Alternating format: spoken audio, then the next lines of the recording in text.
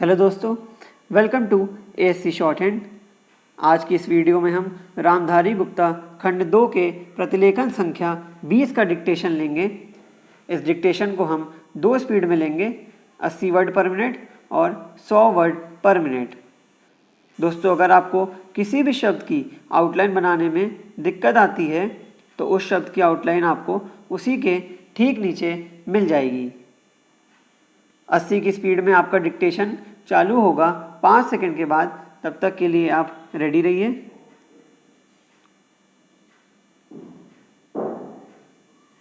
Start.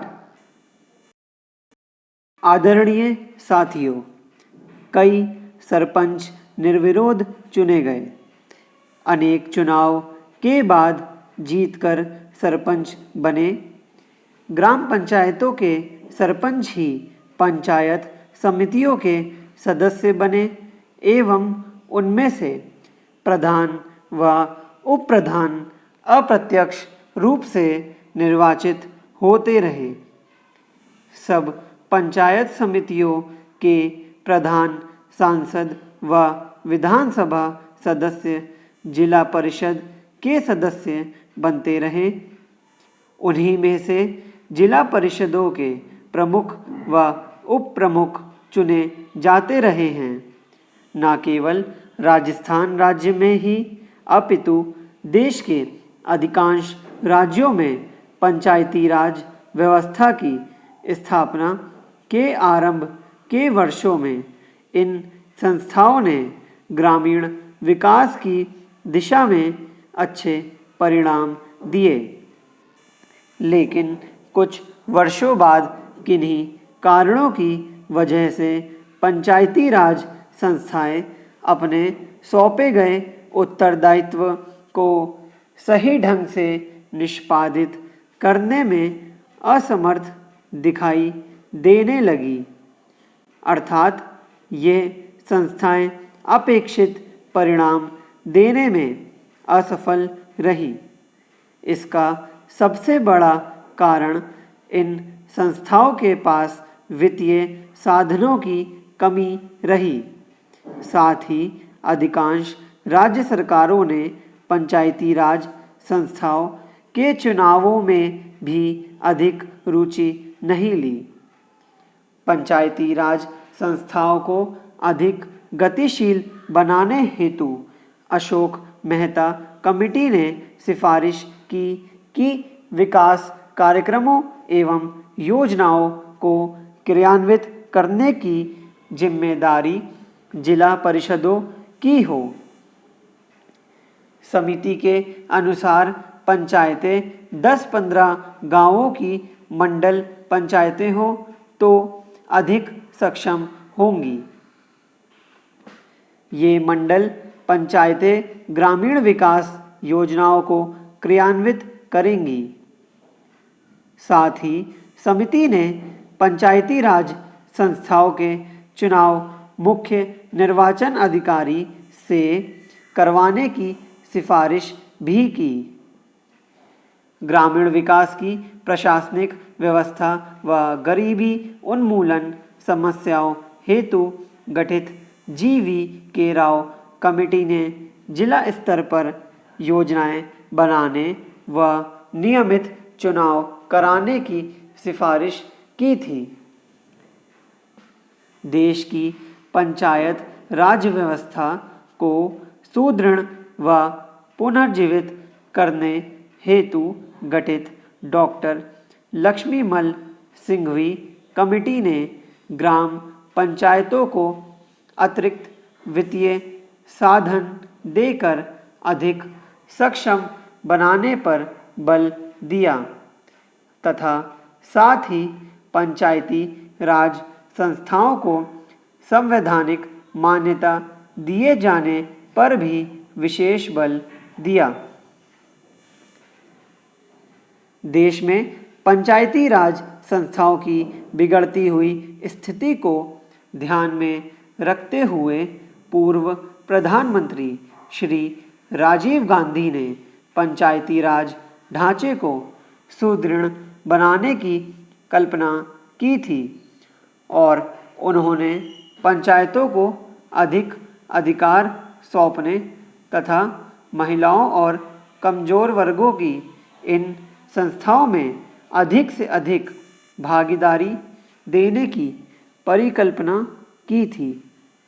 हमारे वर्तमान प्रधानमंत्री के प्रयासों से अब यह संभव हो पाया है कि इस संबंध में शुरू किए गए प्रयासों तथा राष्ट्रपिता महात्मा गांधी जी के ग्राम स्वराज के स्वप्न को साकार बनाने की दृष्टि से संविधान में 73वीं संशोधन की कुछ महत्वपूर्ण बातों का जिक्र करना चाहूँगा। पंचायती राज संस्थाओं को प्रथम बार संवैधानिक दर्जा दिया गया। सभी राज्यों में पंचायती राज की त्रिस्तरीय पद्धति लागू की गई, लेकिन जिन राज्यों की जनसंख्या 20 लाख से कम है वहाँ बीच के स्तर की इकाई गठित करने की मर्जी राज्य सरकारों पर छोड़ी गई है। ग्राम सभा को वैधानिक दर्जा दिया गया। हर 5 वर्षों में अनिवार्य रूप से चुनाव होंगे। चुनावों की व्यवस्था एक स्वतंत्र चुनाव आयोग करवाएगा। स्टॉप। दोस्तों, इसी डिक्टेशन को अब हम 100 वर्ड पर मिनट की स्पीड से लेंगे और आपका समय चालू होगा 5 सेकंड के बाद। तब तक के लिए आप रेडी रहिए। स्टार्ट। आदरणीय साथियों, कई सरपंच निर्विरोध चुने गए। अनेक चुनाव के बाद जीतकर सरपंच बने। ग्राम पंचायतों के सरपंच ही पंचायत समितियों के सदस्य बने एवं उनमें से प्रधान व उप प्रधान अप्रत्यक्ष रूप से निर्वाचित होते रहे। सब पंचायत समितियों के प्रधान सांसद व विधानसभा सदस्य जिला परिषद के सदस्य बनते रहे। उन्हीं में से जिला परिषदों के प्रमुख व उप प्रमुख चुने जाते रहे हैं। न केवल राजस्थान राज्य में ही अपितु देश के अधिकांश राज्यों में पंचायती राज व्यवस्था की स्थापना के आरंभ के वर्षों में इन संस्थाओं ने ग्रामीण विकास की दिशा में अच्छे परिणाम दिए, लेकिन कुछ वर्षों बाद किन्हीं कारणों की वजह से पंचायती राज संस्थाएं अपने सौंपे गए उत्तरदायित्व को सही ढंग से निष्पादित करने में असमर्थ दिखाई देने लगी, अर्थात ये संस्थाएं अपेक्षित परिणाम देने में असफल रहीं। इसका सबसे बड़ा कारण इन संस्थाओं के पास वित्तीय साधनों की कमी रही।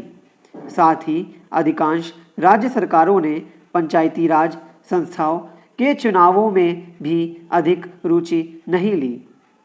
पंचायती राज संस्थाओं को अधिक गतिशील बनाने हेतु अशोक मेहता कमेटी ने सिफारिश की कि विकास कार्यक्रमों एवं योजनाओं को क्रियान्वित करने की जिम्मेदारी जिला परिषदों की हो। समिति के अनुसार पंचायतें 10-15 गांवों की मंडल पंचायतें हों तो अधिक सक्षम होंगी। ये मंडल पंचायतें ग्रामीण विकास योजनाओं को क्रियान्वित करेंगी। साथ ही समिति ने पंचायती राज संस्थाओं के चुनाव मुख्य निर्वाचन अधिकारी से करवाने की सिफारिश भी की। ग्रामीण विकास की प्रशासनिक व्यवस्था व गरीबी उन्मूलन समस्याओं हेतु गठित जीवी के राव कमेटी ने जिला स्तर पर योजनाएं बनाने व नियमित चुनाव कराने की सिफारिश की थी।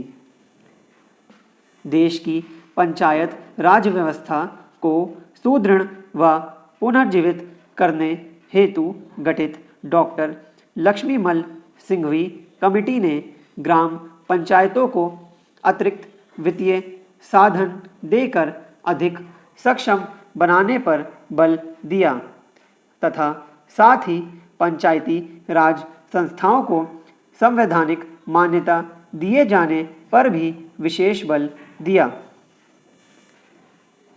देश में पंचायती राज संस्थाओं की बिगड़ती हुई स्थिति को ध्यान में रखते हुए पूर्व प्रधानमंत्री श्री राजीव गांधी ने पंचायती राज ढांचे को सुदृढ़ बनाने की कल्पना की थी और उन्होंने पंचायतों को अधिक अधिकार सौंपने तथा महिलाओं और कमजोर वर्गों की इन संस्थाओं में अधिक से अधिक भागीदारी देने की परिकल्पना की थी। हमारे वर्तमान प्रधानमंत्री के प्रयासों से अब यह संभव हो पाया है कि इस संबंध में शुरू किए गए प्रयासों तथा राष्ट्रपिता महात्मा गांधी जी के ग्राम स्वराज के स्वप्न को साकार बनाने की दृष्टि से संविधान में 73वीं संशोधन की कुछ महत्वपूर्ण बातों का जिक्र करना चाहूँगा।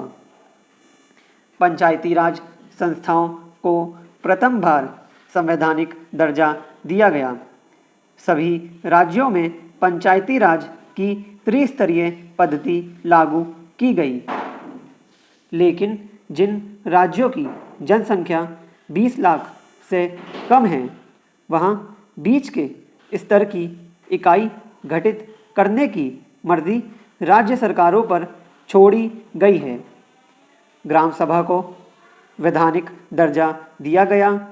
हर 5 वर्षों में अनिवार्य रूप से चुनाव होंगे। चुनावों की व्यवस्था एक स्वतंत्र चुनाव आयोग करवाएगा। स्टॉप।